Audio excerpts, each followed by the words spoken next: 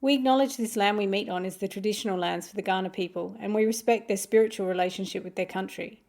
We also acknowledge the Kaurna people as the custodians of the Adelaide region and that their cultural and heritage beliefs are still as important to the living Kaurna people today. We extend respect to the cultural authority of all Aboriginal and First Nations people. Podcast.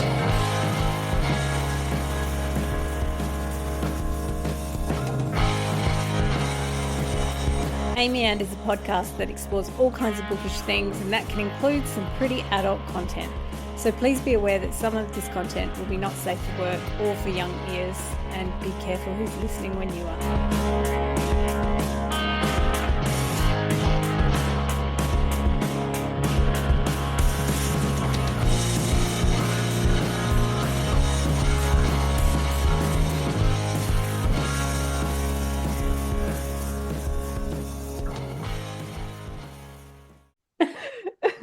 All right, it's 7 o'clock, so I am going to start.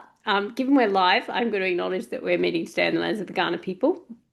And I am here in Tantania by the Kurrawurra Parry, which is the beautiful river, Red Gum Forest River. I just said river twice, but it's live, so whatever. I'm just proud I'd worked out how to record, because I think we need to tell everyone who's with us that usually Millie is our tech genius who records, like, live streams us. And we didn't actually think about that before tonight, but our beloved Millie is in Melbourne. So we had to work it out ourselves, and I am proud that we're doing that. So go team. Anyway, for doing it, Amy. Let's just hope it's working, guys. Yeah, if you can currently see and hear us, we've been successful. We have. PhDs all round. Anyway, welcome to Amy, and happy Pride Month, everyone. I'm joined for our live book club episode by Peyton Hogan. Hello. Who is rocking out for Pride Month. Raving. Yeah. It's the slowest and most boring strobe light I've ever. It's basically the recovery room. You're in the recovery room. If you have epilepsy, you'll be fine. You're not going. Everyone has left the club. Blue and red, it seems like you're at an emergency site. And for anyone who's listening to this on the pod tomorrow and not seeing us, Peyton has disco lights on at the moment that are flashing very slowly. Very slowly. It does look like you're driving slowly past an accident. Which is almost metaphorically what's happening in this introduction. So next we're joined by Justina Ashman. Hello. And Abby Guy. Hi. And Harry Stewart. Hi. Hi, Harry. Hi. So our book of the month this month for Pride Month was Melanie Saward's Love Unleashed. I've got my Kindle, but Abby's got the hard copy. Hey, Justina has two. One of those is mine, I think, but I can't remember which one. Harry's been listening to the audiobook. He has actually been busy. We set this book. It's really funny, and I'm not going to name and shame, but when we were trying to work out what book to set for Pride Month, I mentioned this book, and a few people I'd known clearly had not actually read the book because they said to me they didn't feel like it was queer. And I was just like, and then Millie read it first and was like, what are they talking about? Yeah. I really don't understand what they were talking about either. I figure maybe if you gave up a few chapters in, you wouldn't realize that this is not a straight rom-com. Yeah. But anyway, I'm going to introduce you to the author. So Melanie Saward, we were lucky enough to meet. And one reason we chose the book is that we hosted this symposium, which we talk about a lot, I think, and we're going to be talking about a lot in August as we do academic month. But we hosted a symposium last year, and Melanie came and gave a paper called Where Are All the Black Fellas? She's a proud Bigambul and Wakka Wakka woman, and she's a writer, editor, and she's a university lecturer based in Tulmur, Ipswich in Queensland. So Love Unleashed was her second book, and it was, I believe, her PhD novel as well. It's a rom-com set in New York. Abby's going to tell us a bit more about that in a minute. But she's also been published in a lot of literary journals here in Australia, so a lot of the big ones like Griffith Review, Meanjin, Overland, Kill Your Darlings. She's published short stories, and this book came out with Penguin Random House a couple of years ago. So, Abby, do you want to tell us about Love Unleashed? Yeah, I was just going to read the blurb directly from here. It's quite a long blurb, so bear with me. Talk fast. No, I'm kidding. And I think I said this last time I had to read a blurb out loud, but it feels like being in school where they call on you, and I haven't had like the 10 people before me to say my line over and over in my head. So forgive me for that. Anyway. When Bigambul woman Bryn Wallace leaves Brisbane to pursue her dreams in the Big Apple, she imagines herself landing a fabulous career at a New York City publishing house and acquiring shelves of Louboutin shoes, not working in a doggy daycare. That with was a Smut Month. An You award. like segued into Smut Month there, Abby. Yet good things are always possible in New York, especially when you believe in them hard enough. And Bryn has a collection of New York City missions to set her on her way, challenges from her mother, whose death she is still getting over, to help Bryn rejoice in the city that never sleeps. Bryn soon finds herself making meaningful friendships, engaging in flirty flings, and meeting the gorgeous Sienna, also known as dancer Scarlet Bell. And when she stumbles on a handsome single dog dad who just happens to be a literary editor, she decides that if she can convince him she's more than a dog sitter, her dreams will finally come true. But Sienna has other plans, and as Bryn's New York ride begins to stall, the city shows her just how full of surprises it is. Yes, I'm there's a- realizing now that I would have approached the book differently if I read the blurb, but I'm not a blurb reader. I thought the same. I also don't read the blurb. No, I Who- Oh, I can't Hey- read blurbs. I become illiterate as soon as I see the back of a book. What? Hayden, do you read blurbs? I'm actually thinking I didn't for this one. I probably don't on my Kindle, but if I have a hard copy Yeah. book, I always read the blurb. I I might never even go read the back and blurb. check on it, like during the book, if I forgot what the book was about. Yeah. If you forget what the book is But you know, like you put it down and Mm. you're like, you don't get to it for a week, and then you're like, what was it again? Yeah. Oh, that makes sense. I thought you meant mid-page turn. Well, You would sometimes you fall forget. asleep. Are we getting to the point? Yeah. Before we dive in to talk about the book, because I know we've got a lot to say, I want to know, Millie, we're going to apologize to you if you're watching or listening later, but none of us made the snack. It looked really hard. I don't bake. I don't And I bake at know all. Millie is going to You say make bread. it's not hard at all. It's so simple. I'm sorry, Millie. No, I will say we had the snack in person, and I You can see it on our attest that- Instagram. You can see it on our Instagram, and I can attest that Millie did say at the time that they had trouble cooking it, baking it. Okay. Yeah. So It was it's like not slightly sus. Yeah. It was like they looked amazing. If you go on our Instagram, it was like rainbow lamingtons with like sprinkles over them. And Millie actually made like the sponge cake from scratch. And yeah, I'm just not a baker. Baking is precise, and I'm not a precise person. You make bread. Yeah, but not precisely. It's probably not the best bread in the world. The thing about sourdough is you just let the yeast grow and you slap it in and it's all fine. Yeah, Like, the it's thing not about sourdough, a notoriously easy bread to make. Yes, Well, I exactly. go through phases. I don't make it anymore. I have to Do be you in have a a sourdough starter? phase. I'm Not always so anymore. impressed. Oh, not anymore. But my sister-in-law always has a starter on the go, so I just steal a bit off her and then I'll do it for like a few months. And then I'll No. get busy and because you have to feed it every day and take I some hate out the every idea day. that your food becomes a pet. Like there is something Yeah. about that I can't get around. I I agree. have a similar, I mean, the starter is less gross, but you know the stuff that SCOBY? Is it a SCOBY that's Yeah, created yeah. by For the kombucha. yes. Yeah, Ooh. We've gone off topic quite quickly. we have. That's Bring us normal back for by us. showing you my purchased snack, which is not a rainbow lamington, but it is a rainbow sprinkled donut from my local bakery. See, and Perfect. that fits the whole American theme, doesn't it? Like New York, like donuts. This is quite Shall we sad. talk about the book? Because we're too busy talking. No, because Yeah. we haven't finished with the snacks. Oh, sorry. A fairy bread. I knew you'd do it. I knew you'd get the fairy bread. Well done. Beautiful. It even matches the lighting. Is Now, that crust and- on? Is it what?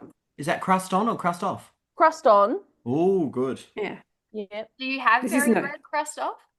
I have had it crust off. It's quite popular at children's parties. Rich, And I'm not a fan of that sound. rich child parties, maybe. Yeah. Not- What do you hold on to? Your fingers would get all sticky. That's what Not I think, into it. and it sogifies the bread in a way This that I is just don't why see we these don't times. do live very often. Anyone Mm. who's listening, this is why we tend to edit ourselves. Anyway, who made the cocktail? Anyone? I made the mocktail, Is this? I made the Juice. mocktail. unbranded fruit juice, because we don't have a sponsorship. Yeah. I Mine made is also a type cocktail. of fruit juice. So yours has got booze in it? Yeah, mine's just rum, lemonade, and orange juice. Ah. Mine's an Yeah. unpopular wine called Sauvignon Blanc. Mm. Oh. That's kind of a fruit juice, though, isn't it? That's So, what, you know, yeah, I you're think kind it's of on fruit juice brand. themed. Yeah. Fruity, it's Pride Month. I'm sober this month, so mine is Mm. cranberry juice. So is Abby. Not sure if it's by choice or not tonight. She's house sitting and I'm she's not in too my good own to raid home. someone's fridge. Yeah, I didn't want to steal a beer from the fridge because that Are you going to slip over pee again tonight? Oh Is my that gosh, gonna- we're live. That's not aired in our episodes yet, but if you want to listen to when does that come out? In a couple weeks time? No. Yeah. Sometime Straight out of soon. the August, gate. there's an episode where I slip on pee and look, The background. It's amazing. we'll get to it. Anyway, back to the book. So, Melanie will be thrilled that our book club about her book has evolved into talking about pee and Well, bakeries. to get back to the but book, it Wait. was I did a segue, see? yeah, it was cat Love pee, this. dog pee, because I'm house sitting and there are dogs in this book.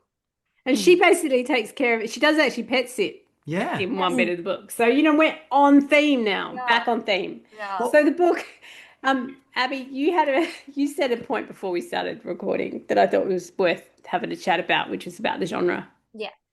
I pretty much said that I don't think it's, and I don't mean this in a negative way at all. I don't think it's a rom-com. I didn't read as a rom-com for me, purely because I thought all of the beats in the novel were met before she ends up with the love interest. And Mm. normally in a rom-com, all of those beats are met whilst the romance with the love interest is happening. But that might have just been my reading of it. So I would say that it didn't read as rom-com to me because I didn't feel like it was first and foremost a comedy. It reminded me more of like a rom-sad that you talk about. Not that it's overly sad. Like Yeah. it's not a depressing book at all, but it did absolutely get me a couple times Oh, in I got feeling. weepy almost straight away. There Yeah. was it's really early, is it like chapter 2 or 3 where she's getting on the plane and her stepfather and the kid, her brother. And when she's saying goodbye, I was like welling up and I'm like, whoa, that's quick to get teary. Yeah, no, Mm. same. That exact same bit also got me. Yeah. And then like because throughout it as well, she's dealing with her grief over losing her mother, and the missions, the list of missions that she's Yeah. got to do in New York. So there's comedy in it, and there's a lot of Yeah. like sort of tender feelings in it as well. But yeah, it didn't feel like a rom-com to me in that very strict sense, I suppose. I But mean, it I think definitely. Oh, sorry. I was about to say it's definitely in conversation with rom-coms in general, I Yeah. think. Is there a term for a book that's kind of like coming of age but not for kids? You know what I mean? I feel like there are a lot of books that are kind of coming of age but largely about women in their 20s or 30s. Yeah, Or well, like maybe it's that just was a going to be my rediscovery, question. self-discovery book. Is that there was a genre like in the 90s called the like chick lit, Yeah. that they changed the name of pretty quickly because it was so intensely branded to a moment. Also kind of offensive in that, like women's fiction, and I just don't think they've ever found a new name for it. They're trying book club fiction, upmarket, whatever, but I don't think anything is caught the way chick lit did back then. Mm. But the question is, what is the difference between a chick lit and a rom-com, right? Like if you think about Yeah. Bridget Jones or those kinds of things. I think there's like so much happening that isn't just the romance kind of Not thing. like I feel a- like for me, that's maybe what the difference is. it felt like a romance for the city. Yeah, Yeah. I agree. New Yeah. York was made to be this kind of low-key sentient being But throughout the that's New novel. York was a character. Yeah. That's New York though. Like that's Yeah. the way that New York exists in the like literary imagination, in the cultural imagination. And this book felt to me like so much about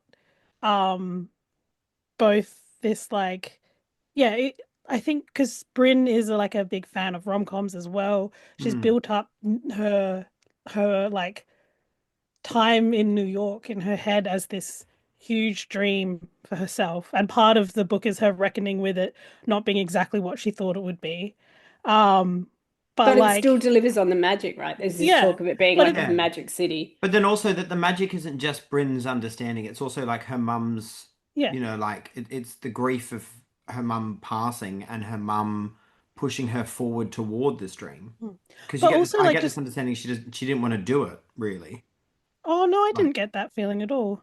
I got the Um, feeling that it was very much like this was something that she knew that she needed to do for herself, but that wouldn't have been possible without her mum's like persistence for it and her mum's memory, mm, which I thought was interesting because it added depth to her character that I feel linked her to the city mm, more than it would if she didn't have a connection there naturally. mm. Yeah, her mum was like the draw to New Mm, York. mm. The bit And I there's liked, I also think, sorry, I cut you off, Ashosini. You were going to say something before you Yeah, finished. oh, sorry. there's also a part in it where she's talking about how um her dad, her biological dad, because her mum met him in New York, Mm, and so in some ways, New York is a part of her ancestry, a part of her lineage, even though it's not something she has as much of a connection to as her home in Australia. But also, I did like that she was largely uninterested in the story of like finding her dad, and I liked that mm, didn't end up being a major plot point of mm, like Yeah, find the it's not a party dad. trauma for her at all, mm, really. Like she No. said, she reached out to him, it's all fine. I really liked, so when she gets there, she ends up in a share house with Corey, I who love is a Canadian First Nations woman. And I really loved, there's all this talk about it being a magic city and magic stuff will happen. But when Corey says to her, it's the ancestors, like I think, mm, and because they're both from First Nations backgrounds, they have this shared language of sort of not just the heritage of trauma, which they talk about a lot, but also this sense that your ancestors are there with you, that her mother is there with her. And you're Yeah. right, Justina, there's a sense that not her father now, because she doesn't need that, but that shade of her father when he met her mother there is there. It's like there, it's all there still. Mm. And it adds a kind of depth to the whole New York being a magical city thing that you don't get in any other kind of media, because for them, like, they're very clear that it's not just, I don't know, it's not just New York, it's like, the way that Indigenous peoples in Australia think about country um, is so different and so much more spiritual. It's not just a place. So I Well, really liked that. yeah, I love that aspect of it as well, of bringing that perspective to um like a city that's so like culturally represented in so many different ways. mm, Yeah. And like as you said, the city is a character, the city is magical. Like you get this in all kinds of genres, all kinds of narratives, film, TV. And I felt like I like the way that it's kind of quite explicitly engaging with the genre that it's stepping into, but very also upfront bringing this Indigenous perspective to it, and like which I think just makes it even more rich and have even more depth to it that Mm. I found really like yeah satisfying to read. Because she talks a bit about Sex in the City as well. She talks about how she and her mum loved watching rom-coms, which And I feel she's like obsessed with shoes too. Like she did yeah, the like look yeah. of, Carrie and yeah, yeah. yeah. And so I was like, oh, this is there's so much of a nod to different like and part of some of her missions involve going to like landmarks in the city where like rom-coms have had scenes and Yeah. There's a Mm, whole bit around Serendipity, the movie with John Cusack and yeah. yeah, Kate, what's her face? What's her name? The English actress? Kate, Kate what's her Beckinsale. face? Mm. That's the one. Just Yeah. need Kate Beckinsale. Yeah, but they even go, get the frozen hot chocolate and the ice Yeah. skating scene, and like there's all of this leaning into the romance of the city. Mm. I will admit is that I didn't look at the book cover either. I didn't look at really take in the book cover or the blurb. So I Did you was just reading have it your going, eyes shut as you were navigating to the yeah, audience? yeah, it's honestly like it was temporarily. I had my glasses off when I was selecting that on my thing. Um, and so I was like, oh, we're going like the doggy daycare route. And then Going on the doggy finishing the daycare book, route.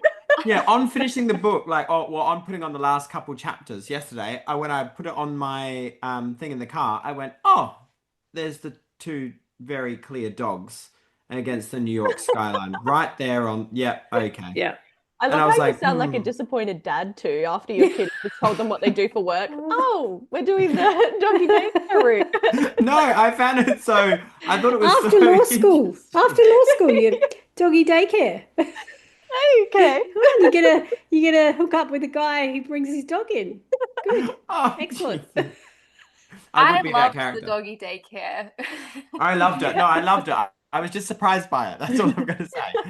And it was I stupid liked that I was how surprised. I liked how real the doggy. This is me being like me, but I liked how real the doggy daycare side of it was. In that I know a lot of people who work in doggy daycare, and it's never totally positive. Like everyone thinks doggy daycare, I'll hang out with puppies all day. But like dogs get in fights, they get bitten, dogs are terrible to walk, the owners can be terrible, the business itself is terrible. It wasn't all terrible in the book. Like, No. but I liked how realistic that side of it was. I liked the useless employees as well that were like kind of unnamed, that were just there, that were just kind of screwing things up. I was like, that was really entertaining. Yeah, I mean, Okay. the acknowledgements at the end, the author's note at the end. I am under the impression that Melanie used to work in a doggy daycare or something alike, which it reads like that in the novel. And she says in the acknowledgement she went to New York as well.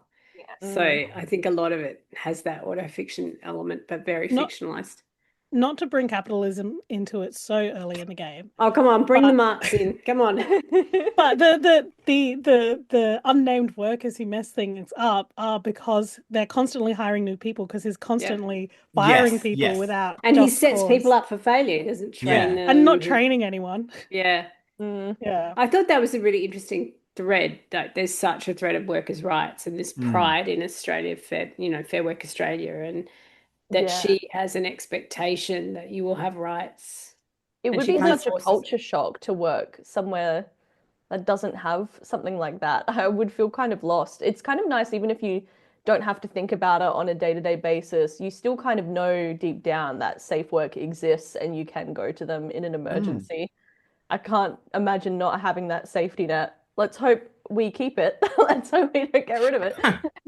So can I rewind us back a bit to thinking about genre boundaries? So, because I've been very curious lately, romance has become so huge and is so mainstream, but I don't know that people have quite passed the difference between the different genres like chick lit or women's fiction or whatever you want to call it, Yeah. and romance. Because I feel like for me, a romance, if it's a rom-com, that's the top line story. That's Yeah. the A story, and then everything else is the B story. So, like, say my Amy Matthews books, the romance is the B story usually, not the A story. Whereas True. in an Amy Barry, the romance is the A story. And for me, that's how I would think about it. And I think in this one, the romance for me is the B story. Agreed. I agree. Yeah. Agreed. Yeah. It's about her a journey of self-discovery. It's about a journey of understanding one's place in the world, post grief, post transit, like Oh, transitioning we to a haven't new even country. talked about the boyfriend, like that she's Oh, following. yes. Oh, Oh my can we? God, that piece of shit. Something that I did something I did Which like one? about All this of them. novel that I think Yeah. is different to traditional romances is that the main, because we can do spoilers here because this is book club, so you Yeah. all should have read it. Yeah. The main woman ends up with, she has sex with like 3 different people, and every time she describes it She has as, a great time. yeah, she Yeah. says Yeah. it's good. And I feel like in romances, if they do have sex outside of the core relationship, it is either it's not good or it's used to bolster how good the sex is with the main love interest. Mm. And so it was nice Yeah. to see a woman in this exploring sexually, and she works through trauma as well in that way with other partners. And it's But it's like her sexuality is separate from her romantic relationship. Yeah, Like her yeah, there body was a and her great pleasure. split between desire and sex in this because she desires, like, she talks about being like kind of engrossed in Sienna the first time that she meets her as the vet, and it being so interesting. But like a very slight little line in there that I didn't even pick up on the fact that that was going to be the love interest in Oh, the I've end. Really? Because I picked it when she was stripping. Yeah, When they yeah. first see her at the club and she like notices her as stripping and Oh, you the like stripping, it's set yeah. up and she like does a little smile and you're like, okay, this is happening at some Yeah. point. I took her That's at the first time she's on the page, and I I thought felt like she it was I obvious. thought she meets her at the vet first. No, That's where they meet. She Yeah. doesn't meet her when Yeah, they she's don't stripping. talk at the She just club. sees her across Oh, they the don't talk room. at the club. they Oh, meet. They okay. meet I'm eye getting that contact. confused. They acknowledge each other's existence. But the other They're thing I wanted to fucking. say is that it took me, I didn't realize at first that Bryn didn't know that she was bi because Yeah. the way she Yeah. describes women in the book is so like, I was like, I remember reading it and being like, man, I love the way women are described in this book. It's such a like, I don't know, I felt like both, there was so much desire in the gaze. Mm, I felt like Mm. in the description of women, but also mm, in a way that was like, um, I mean, well, yeah, not to use the cinema term, not male gazy. It was Yeah, very yeah. much like a queer gaze mm. of female sexuality and things like that. And I was just like, Yeah. wow, I love this. And she's always so appreciative of like women's like bodies in a way that isn't body shamey or isn't like I feel like her as a character, she has so much insecurity around her body because of the trauma of her past relationship, Mm. but it's not something that she projects on other women. Like she sees other women Yeah. who are so fat and is like so like One enchanted with. thing they never like is never talked about in the book, but I kept thinking in the back of my head. Mm. You know, she talks about having body shame because of Scott. Great Australian name there. Don't know Yeah. anyone since the 80s named Scott, but good choice. Oh, I know several. So, you know, Scott's so horrible, and there's that talk about, you know, he would shame her for wearing the shorts Mm. or but then I was thinking her mother was a ballet dancer. Like that's got to do something to you when you're a bigger woman. Like because Bryn is obviously she describes herself as fat all the time, and Mm. she is actually really attracted to Sienna's fatness too, and Mm. the ampleness of it. Like it's shown as a very voluptuous sexual thing. But I was thinking, you know, there must be something to do with the fact her mother was a ballet dancer.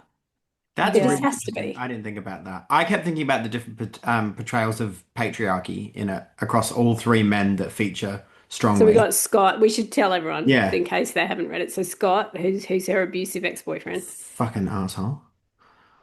Uh, Michael, who she Michael. has a one night stand with, who's Yeah. lovely. Yeah, he was lovely, but he was also a very specific type of patriarchy because he was like he had a good job, he left really quickly. It was a one night thing. He's a bit of a white knight. He comes in at Yeah, the end as a lawyer and helps out, as Lauren right? helps. And then It's Luke, Luke, I want to say Lucas. Logan, Luke. I can't I remember think his name. Lucas? Yeah, Lucas. All blanked on I him. blanked That him. awful. I know, remember I his blanked him dog. because Molly's he dad. was a Mulligan's Molly's dad. dad. Mulligan's dad. Mulligan's We all dad, remember exactly the dog. dog's dad, yes. Who was also like all three of them were very, very distinct, very different versions I of feel patriarchy. like I've met Exclusive. literary men like him before. I've built all three of them. I was Oh my like, God. these are repugnant species. I'm potentially Um, jumping around here, but Mulligan's dad works in publishing and used to work for the literary magazine that Bryn desperately wants to get The a Paris internship. Review, which I love. I Yeah. think if you've never checked out the Paris Review, the interviews with authors in the Paris Review are amazing. And then at one point she's asking him like how he got that job and like, you know, what went into it. And then he goes, "Oh, you know, I just sort of fell into it." And she gets so angry. And I was like, "Oh, I feel that anger so like Yeah. strongly as someone who also had for a while was trying to get into the publishing industry." And then whenever you hear someone say, "Oh, I just fell into it," and it's like a notoriously difficult to get into industry, you're like, "Oh, I'm so But then mad." he's a trust fund kid, right? Yeah, And yeah. got in because he knew people. and then Yeah. you find out he's an asshole all along. Oh, my I God. feel like it was obvious, but that might just be me. Yeah, I He knew he did was an give the asshole, but I vibes. didn't realize it was like job related as well. Now the minute Although I that, didn't think about like, that. Although you the just said date was like good. I fell into the job, I was like, you're a misogynist. Except he did do a good free date, like when he took her to the wedding. Like he actually paid attention to That what was she a would good- like. Yeah, Until That the one I very think end, and he ruined the whole thing. I know. Yeah, that I feel like that motherfucker. one, I mean, again, yeah, jumping around a lot, but I felt like that was very, to me, it read as really deliberately echoing Scott, because she talks about Scott doing these kind of love bombing behaviors, like showing up at her work with flowers and trying to do big gestures to make up for like consistently shitty behavior. Uh, and it felt like he was doing the same thing here, like doing this big gesture of a date. And then at the end, he's like so concerned with how well he did because it's not for her, it's for him to pat himself on the back about how much of a good date he did. And then clearly a hotter girl calls him because he ditches her Yeah. straight away. Yeah, who's then at the And it's all interview? big gestures based on his privileges and his connections, and none of it is like sincere. Yeah. Whereas then Sienna's like totally attentive, totally sincere, there with friendship. And it's actually Bryn who's not very nice to her for quite a long time. Like, I doesn't did like return that her with calls. this Sienna relationship, that when she gets the call saying that she didn't quite make it into the second round after the interview, that they don't actually spend time talking about how Sienna consoles Bryn, and then it kind of just moves from there to the iced chocolate, like the iced hot chocolates. I was like, as a creative decision, it makes a lot of sense because I know, like, I trust Sienna to be a good partner, and you've laid the foundation of that trust for about, however long it's been, 15, 20 chapters. So I know that she's already going to be good. She was really considerate during the sex. She was like, there was a lot of consent during the sex as well, and there was this kind of focus from Sienna on making sure that Bryn was going to be okay, regardless of what happened and what their future would be like. So, as a weird creative decision, when I was listening to that part there, I thought that we were going to get at least a chapter of Bryn pouring her feelings out to Sienna on the couch and going through this like emotional journey.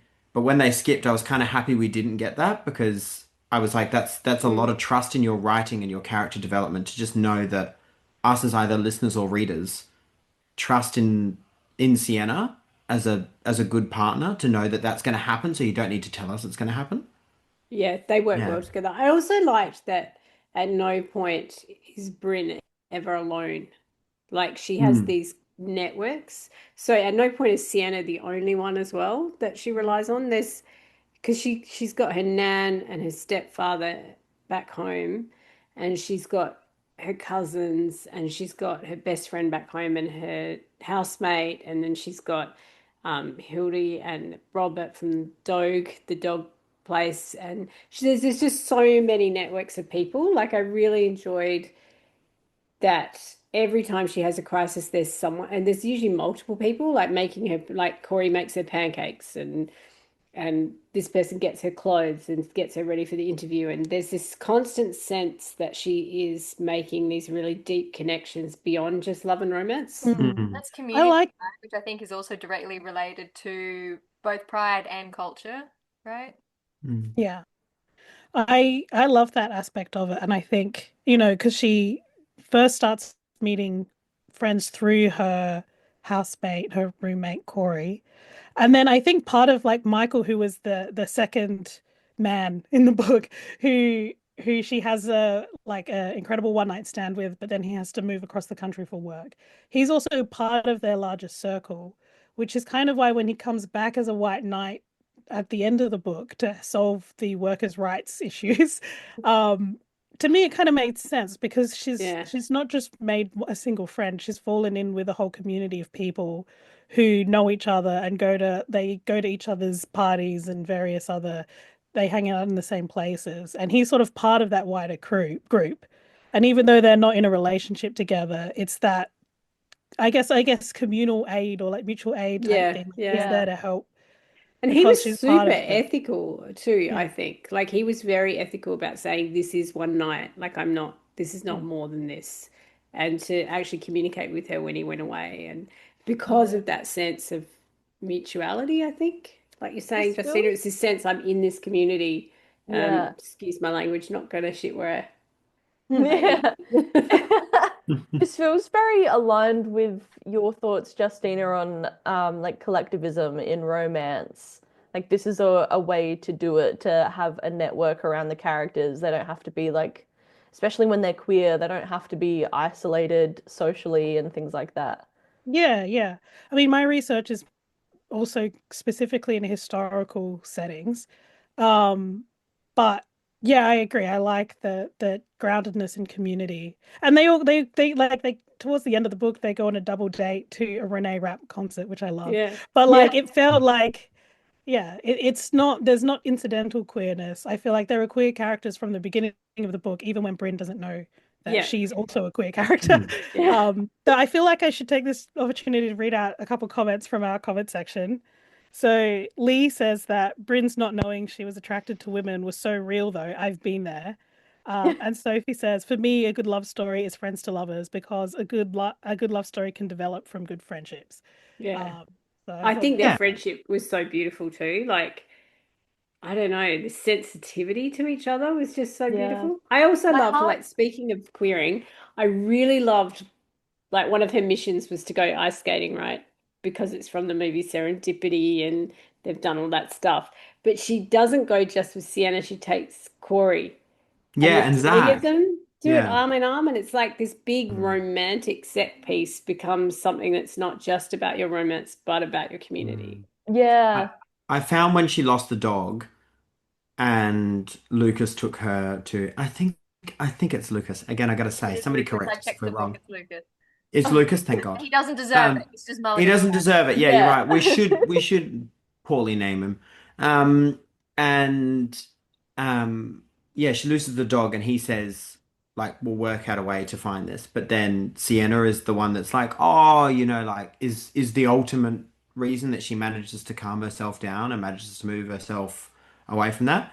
The only thing that I'll say in terms of friendship is that I will die on the hill after this book that Hilda was not a great friend. I feel like Oh. I feel like that's kind of part of the conversation in the book though. And like Britain recognizes part of herself in Hilda, in that Yeah. Hilda is in a really toxic relationship and Hilda is um and there's that beautiful moment where Bryn is like obviously trying not to scare her away, but is like, if you ever need to talk to someone, you can talk to me and I Yeah. won't judge you. But I I think just that's another reason why the communityness of it and the friendship of Mm, it is so important because that's a big point of difference between her relationship with her toxic ex, where he was trying to push her away from spending any time with her friends. mm. Whereas now, like by the end of the book, she's dating someone who not only doesn't do that, but is friends with all her friends. Yeah, So it's true. like, I yeah, just thought there was a lot of outside perspective stuff about Hilda and her relationship, and that as a result, Hilda was not very, like, Hilda herself wasn't very great toward Bryn in yeah. multiple instances. And when it did come towards, I was like, I don't like this one. Like, I don't know if I was like, these people could have been excluded because they're ruining my happy fantasy that is going on right now But it with can't just Bryn. be a happy, positive fantasy, Harry. People are dynamic. No, but I Yeah, don't want Harry. dynamic. Wait. I wanted the beautiful fluffiness that was coming my way. The dog parade. I It said happened Beth, in the end. It you happened in know? the end. I Hilda know, comes but through in the she, end. she was a bit of a thorn in my side. Her and her partner, Hilda, was a bit of a Bryn hindrance. was a bit horrible to Hildy too, though. Like she didn't know it, but she took a dog sitting job. True. And the spider, that got me. When it was, No, Oh my the God. mice, the mice got me. And Abby oh, is someone who has things in tanks, I know. So I I don't want also to go found somewhere out and the have snake. mice. I will say the snake. Oh yeah. It was like it reared back in a S, and I was like, they don't all do that.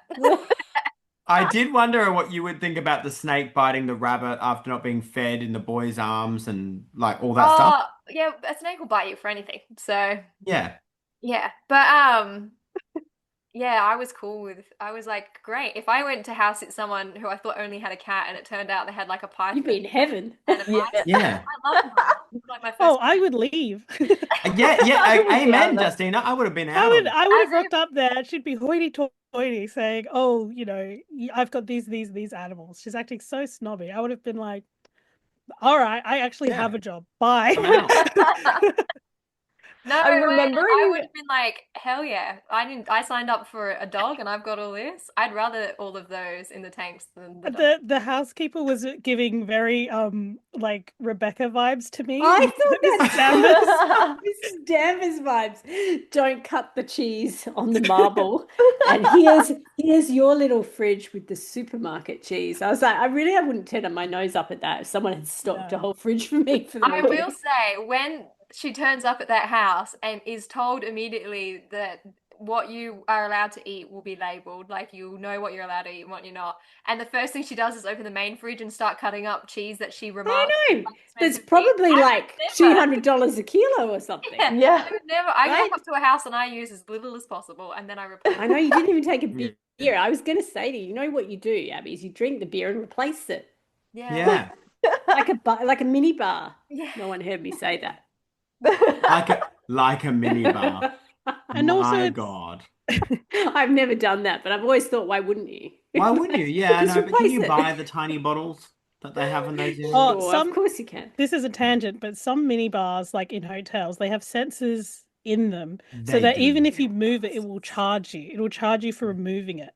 I've been to places where they have like little lock boxes inside the fridge, and you take it out and QR code it, and you pay to unlock the box virtually through your phone. Like it unlocks after you scan and pay. It's ridiculous. Oh my I used to goodness. find that Um, annoying because I would empty the minibar so that I could use the fridge to put So water. I fair. know, you put like, yeah, Yeah. You exactly. know, proper things in it.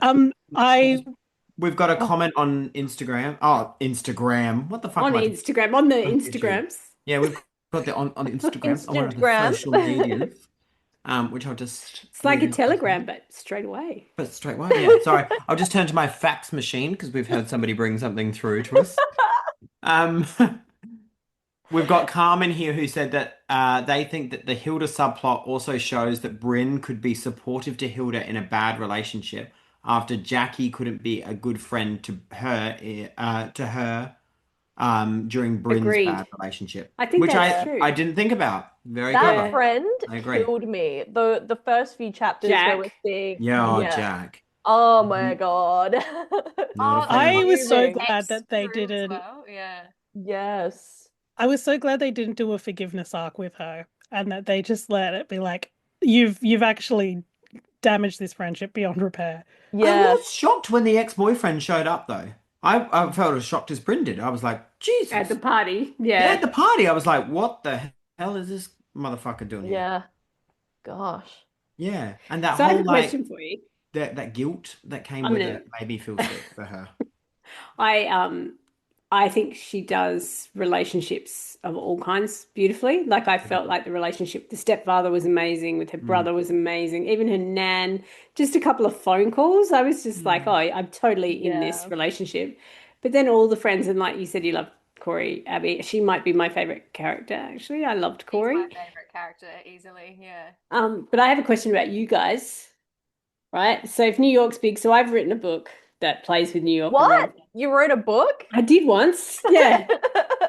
I can't believe I ever did. I'm so sick of writing this year. But Is incredible. but Can you read one? but I get the New York thing, like I do, and I've been to New York, and it does feel. I mean, I think coming from Australia, the first few times you go overseas, you're like, it's like stepping into a movie. Like this stuff actually exists.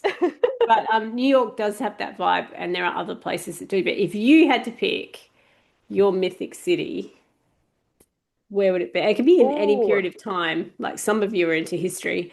That's Where would really hard. What would be like the book you'd write that's a love letter to a city or a place? Atlantis. I was trying to think of like, how is there a way to resurrect the Library of Alexandria? Yes.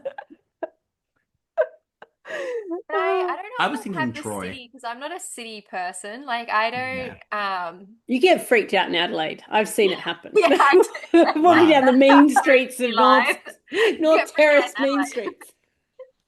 I do. I would like I prefer to romanticize somewhere like Iceland or like Switzerland, like more so that sort of landscape as opposed to a city. is what Something I- kind of Pining for the epic. fjords.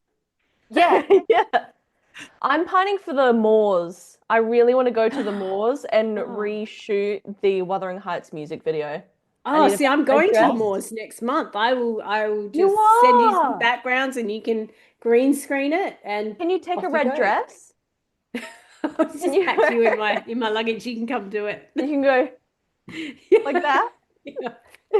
For me, the ultimate mythic sort of quality of a city is Venice. I think Venice is like incredible.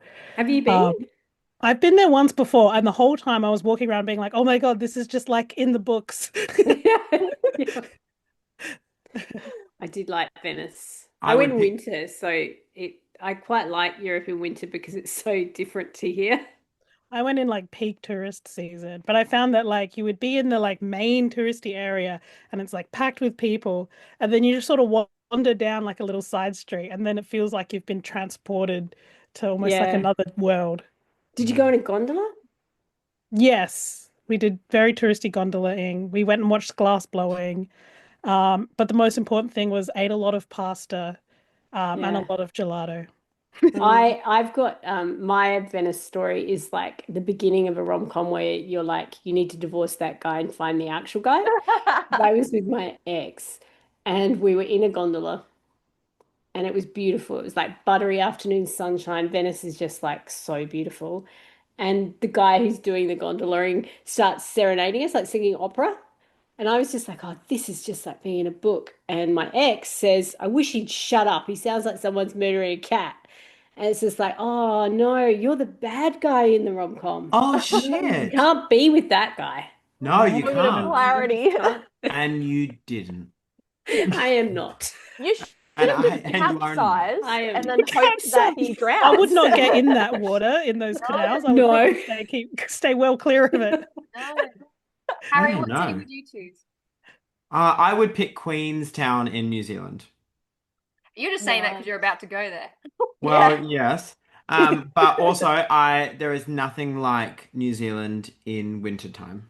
I Like the it. huge roaring mountains, that open Roaring plains. mountains. I The thought you were going to roaring say mountains. fire. I thought you were going to say huge roaring fire. It's like, The- No, but like it's gorgeous. Like it's what I find Closest Harry really could- romantic, and this is it's Lord like of the Rings. You're this is basically Lord of Middle the Earth. Rings. Yeah. I was like, You this is know? the closest Harry could get to saying Middle Earth. Yeah, exactly. Wow. Exactly. If I could set a romance on the Misty Mountains, yeah, that's where I'd be setting it. Like That I would find be. I I picture cannot you in wait to go back. Rivendell. I think you'd be in Rivendell. That's where I imagine Oh, you. if I'm thinking like fictional, yeah, it would be like in some sort of elven place. In flowing robes. Yes, in flowing robes and with a book in my hand. Yeah, Oh, and a goblet. some Elvish wine. Yep. But I always can't good. wait to go back to that because I recall it so vividly how beautiful it was and how much the landscape just made me like I was like, oh, I was in awe of it. But is there so well that okay, you're leaning into a couple of things. So Harry, one is that yours is reminding you of epic landscapes from stories you love, Peyton from music videos you love, and Justina from books that you love. Because I do think a lot of our love for things comes from those mythic layers. Yeah. Yeah. It comes Is there from what we anywhere? find comforting and like if I was going to pick the second place, it would be where they filmed, which is in Italy, I believe. Someone can correct me. Naboo from the Star Wars movies. Yeah, okay. You Because mean Lake Como. Lake Como, yeah, because that is so beautiful to me. Like that just if I had to pick a place to be proposed to or to like fall Are you in love listening, with, Lee? it would be there. I want to be on Naboo. Yeah. Yeah, exactly. I'm going to be Padme. I know the With the one you're child thinking of murderer. too. You're thinking of like the backless dress where she's against the railing She's looking at the against the- lake. yeah. Aye. And he's Yep. busy telling me that he doesn't like sand, and I'm confused why he's telling me that he doesn't like sand. But I'm so in love. So like yeah, somewhere like that, which is what I like about Queenstown because I love the lake, the way that it I don't know. It's just that's romantic. So that's where I would set something that I find Yeah. romantic. We have 2 votes in the chat for Darwin from Sophie and Carmen. I've never been to wow. Darwin. I've never been to Darwin either. I would Yeah. love to go. Either. If I had to pick a specific city, my other thing was Broome up in Western Australia, which, because I lived there and I love it and I think about it often. And it's very good for like those little romantic activities as like very touristy as opposed to living, which I imagine would be very similar to Darwin. They've got very similar climates, they've both got crocodiles. So I can get behind Excellent. Only you would be excited about crocodiles. Like Yeah, that's where the romance ends. Most I likely mean, thing I'm going to Big say lizards, today. check. This is the most big lizards. Can I put it in some kind of enclosure? and feed it live animals? We're Here's all Are there. crocodiles the closest you'll get to a dragon? Is that why? Maybe. But it floods in the wet season there. It rains so much that you like can't drive down your street. We used to boogie board in the streets in the wet season. But it flooded once and the crocodile park flooded and the crocodile escaped, one of them. And so everyone it would be like careful with crocodiles in the streets. What? Oh my No goodness. wonder you're Go not to phased by America and tell a them these spider. stories. You're Well, we've basically actually Crocodile got Dundee. we've Yeah. actually got Sophie in the chat who is in Darwin at the moment for holiday and said that it's Oh. beautiful and that it's definitely romance material. Okay, I'm Ooh. there. We I should bet do a there's show probably there one already day. romances set there. We should read some. We should Yeah. actually, you know, there's a future thought. Maybe we could do geography as the way of choosing where our book of the month is from. Anyway, back to this amazing book of the month. I True. actually Yes. really, if people are listening and haven't read it, I actually found this such a swift read for something that has a lot in it. Like it's actually doing a lot. And the character complexity was amazing. But it does, I mean, I think partly that is because there's much more depth to and breadth to the story than just I don't want to say just a romance because you know how I feel about romance. But We all love romance here, people. yeah, we're on We just board also for the like romance. distinguishing between different genres. Yeah, We're nerds yeah. about that. I also agree because I find that I actually, as much as yes, I agree that a romance, the A plot is the romance. It bothers me when you're reading a book where it seems like the protagonist doesn't have any real strong connections with other people apart from the love interest. And I love that this book doesn't do that. It really finds, in some ways, it finds the romance in all of these types of love and all of these types of relationships, which I That's thought was so really nice. true. All the different types of love. You really don't. I feel like maybe it's becoming a bit more common in romance novels, but like I feel like I don't know, I might be wrong, but in my reading experience, that's been kind of recent. I feel like it used to like the people were quite apart from everyone There's that wasn't the love interest a kind of lot of the thing. tropes. A lot of the tropes do kind of push towards the two protagonists being alone together. Yeah. You know, like whether it's forced proximity or whatever it is, Like there's that usually ways of hierarchy of yeah, different types of love. Like we tend to think of romantic lovers right up the top, and this book really doesn't doesn't subscribe to that yeah. ideology kind of thing at all, which is really good. And you, I mean, Carmen Justine, just sorry. Carmen just said in our chat that they think there's something very queer about finding different kinds of love in friendship as well, and that it's definitely their experience. Yeah, Yeah. see, I think you're right. And I think that, you know, Justina mentioned adopting a queer gaze, but I also think there's something about the black BLAK gaze that she's very, Mm. you know, you don't, I mean, obviously because fiction has been so dominated by whiteness, and particularly in Australia, I think, and other kinds of experiences have been so kind of pushed off the center. It feels so, I don't know, startling's the wrong word, but I was very aware of her point of view being something I hadn't read before in a rom-com. I know I've read Anita Heiss's rom-coms as well, but Melanie managed to do this thing where her her indigenous kind of way of seeing was central to her. And like when she comes to New York, she kind of acknowledges country and introduces herself to country. And all of that is so central to her and her experience. And it was just amazing because it makes you realize you don't see it often enough. Like It's it was very such a different similar view. to a point that I think Justina made in one of the previous episodes this month. Or you and Justina and Harry were talking about the stereotyping of queer people and then how the reverse has happened to such an extent that all sense of identity is erased. And so it's almost a similar thing, perhaps, that like there's no erasure going on of her indigenous identity which is And I really think But nice. it's a gaze, right? It's not just, like I think we're used to seeing someone's identity from the outside of Yeah, like you are black or whatever. But we see through her gaze, and it's just yeah, something you it's realize that you central. don't see in commercial fiction.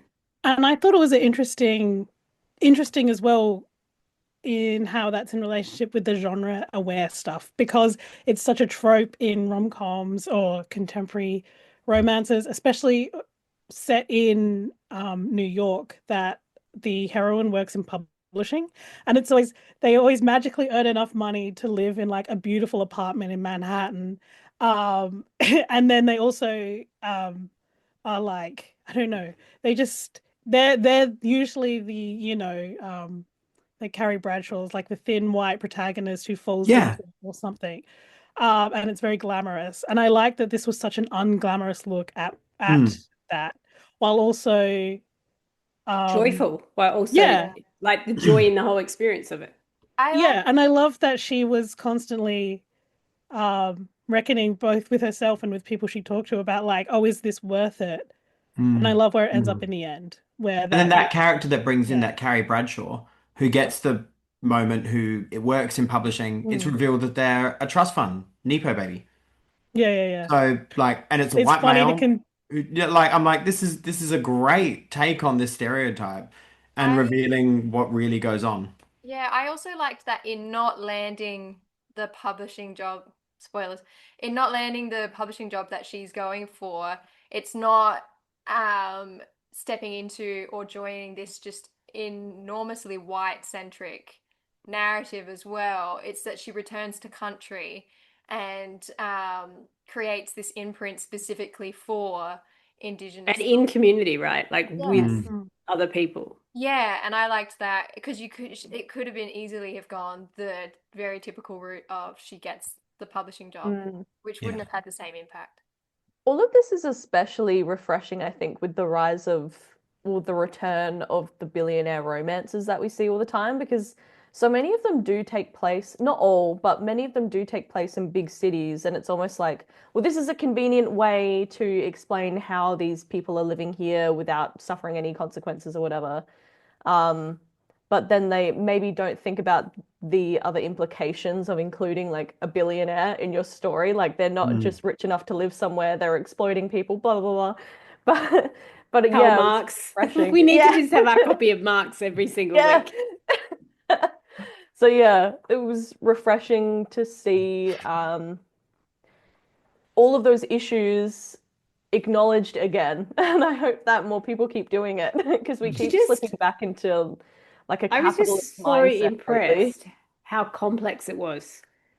Just like when you mentioned that, Peyton, like it's so true. Everything like Mm. that they eat at home, right? They can't afford to go out, so they'll eat at home. They'll make stuff, but it's not a big deal. It's just the reality of not having money and having Yes. to work every shift you can for hardly any money, and Mm. not being able to afford medical care, and having to haggle for boots because you can't afford new shoes, and Mm. all of these things are just embedded there in a way that does never feels didactic. It never feels Mm. like she's saying, "Let me tell you about this crisis or this." Yeah. But it's just such a honest, and I don't know, it's a really, I think, a writer who's really in control of, I don't know, showing the actual reality of intersectionality Mm. without it ever being forced or like Mm. it's, I don't know, the complexity of it really blew me So away. not forced though, you're spot on. There was no moment whatsoever that I was taken out of the narrative for the idea of that we were about to get a perspective that was like politically aligned or that was in there Yeah. to prove a Yeah. point. It But wasn't they're all in there tokenistic to prove a or point. yeah. They're all in there to show us something. It just felt so seamless. The Lee's commented on YouTube, is next month Communist Manifesto book I'm club? sure we'll find a way to bring it in. We should. It's We really should. short. Yeah, we should. We could write our own manifestos. Well, actually, Yeah. what we need is Peyton reciting it while spitting on the moors in a red dress. Yes. mm, That's our I book read. club of the month. yeah, There you go. beautiful. Peyton spinning around with a face cam as well that That's sits actually like here.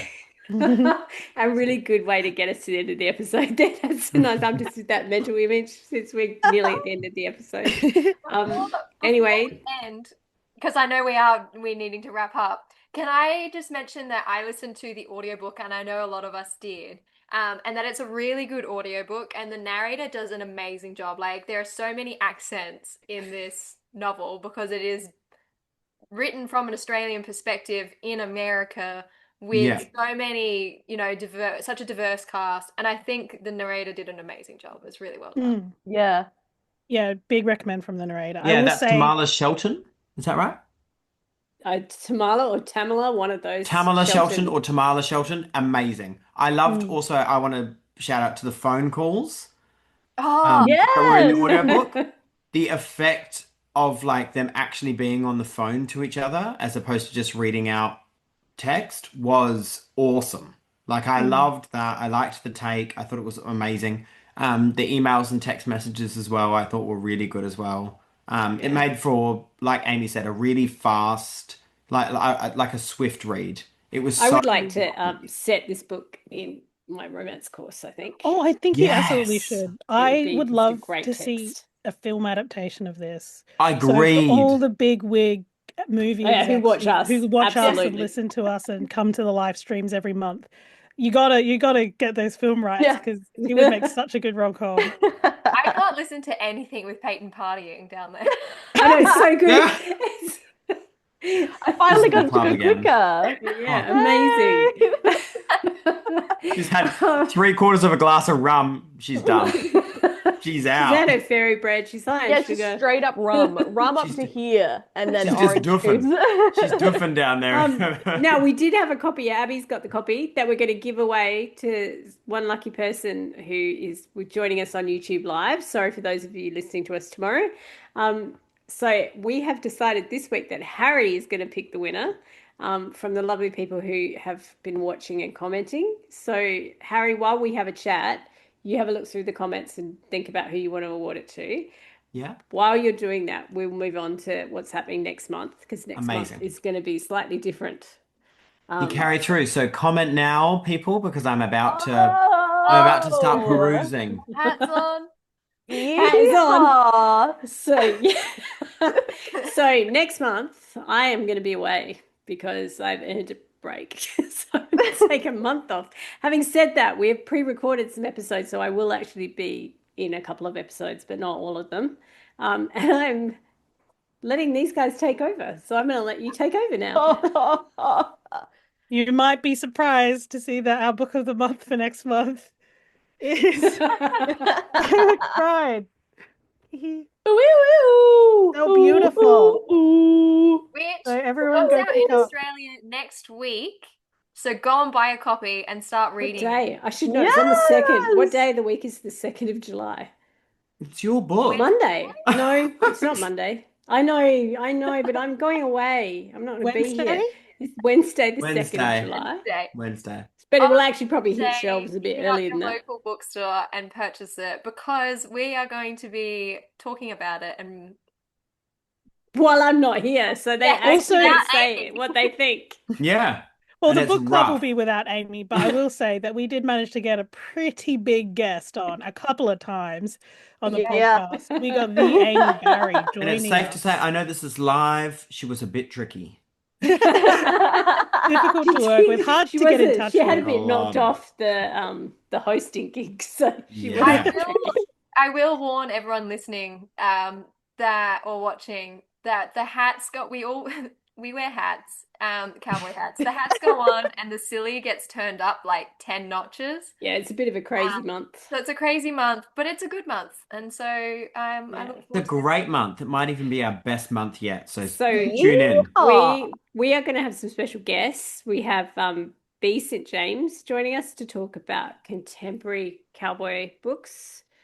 You're going to interview Amy Barry. What's the other one? I can't remember what else has happened. There was Kathleen another one. Stanley makes an appearance in our second week as well. Yes. Very Yeah. true. Talking about something small else. town.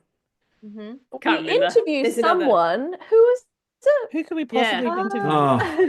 I feel like there was another one. There were like 3 episodes, and they're gone. And then they'll be doing the live show without me, and then it's a month with 5 weeks. So you get these guys doing Amy and After Dark. Do you want to tell them what it is so they can go get Yeah, prepped for that one actually. as well? So we're pivoting to film for our After Dark. And we're looking at, was it Seven Brides for Seven Brothers? Is that the name of the film? And we did have a little cheeky movie night after our last recording day. And I hope we've all been storing up our comments because I feel like we'll have a lot to say. There's a lot. There's a lot, I feel like. You have a whole month to watch it. Yeah. So watch the film and read the books and join us. All we can say is that we have not been able to get Abby to stop watching it since she keeps singing the songs. Oh my She's such goodness. a musical fan, and she just breaks into song all over the place. I've heard she's been listening to the soundtrack, watching it in the shower, bless your falling beautiful asleep hide, to it. Abby. Oh my gosh. It's been ridiculous. Anyway, and I just want to say, if you are joining us from the US, I've been getting a lot of messages about when it's coming out. It will be out in the US in spring 2026. So I'm sorry you have to wait a bit longer. Usually it happens the other way around where you get it first and then Australia gets it. But it got switched this time. So you can listen, learn about Bo. Hopefully they don't spoil too much and pre-order your copy for spring. Anyway, that's us. Hopefully we don't spoil too much. Shit. Who won? Who won the book? I have my winner. Okay. Oh, holding the book. I was like, what's Abby doing? This is the book that they will receive. This is the book that our winner is taking home. And our winner tonight is Sophie Goldsworthy. Yeah. Sophie. So Sophie, if you want to DM us on @Amy and Podcast on Instagram. Instantgram, the Telegram of the now. If you want to DM us your postal address, we will get you the book straight away. Awesome. Woo. I think that's us done. Everyone had their rum, their fairy bread and sugar. Anyway, honestly, we only ever put books on here that we really love.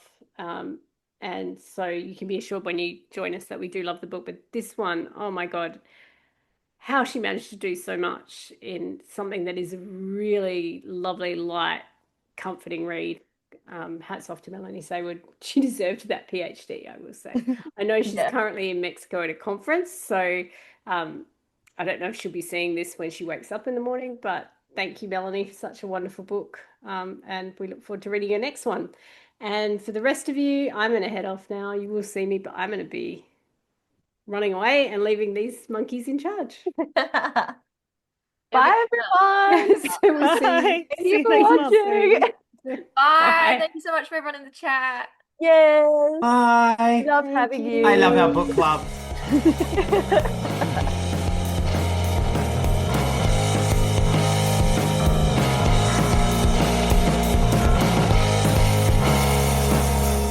Amy And is hosted by Amy Matthews, Abby Guy, Peyton Hogan, Justina Ashman, Harry Stewart and Millie Heffernan. This podcast is recorded on Gardenland with music by Anthony Wignall and Mass Wisteria. Our logos and branding are designed by Abby Guy. This episode was edited by Abby Guy.